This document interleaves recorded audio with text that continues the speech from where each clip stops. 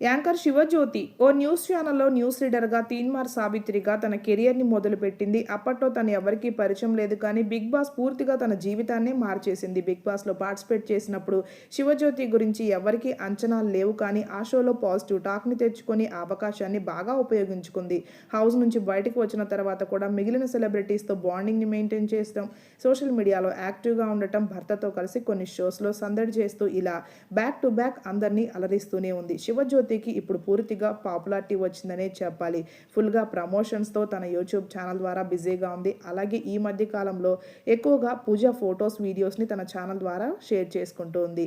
శివజ్యోతి గంగూలీకి పెళ్ళై 10 ఏళ్ళు అవుతుంది. ఇంకా పిల్లలు లేరు. శివజ్యోతి త్వరగా తల్లి కావాలి అని కోరుకునేవారు చాలామంది ఉన్నారు. అయితే త్వరలోనే ఈ న్యూస్ నిజం కాబోతోంది అనిపిస్తుంది. తెలంగాణలో బతుకమ్మ సంబరాల సందర్భంగా తన బతుకమ్మని అలంకరించిన కొన్ని ఫొటోస్ని శివజ్యోతి షేర్ చేసుకుంది. ఆ ఫొటోస్లో చాలా క్లియర్గా బేబీ బంప్ తెలుస్తుంది.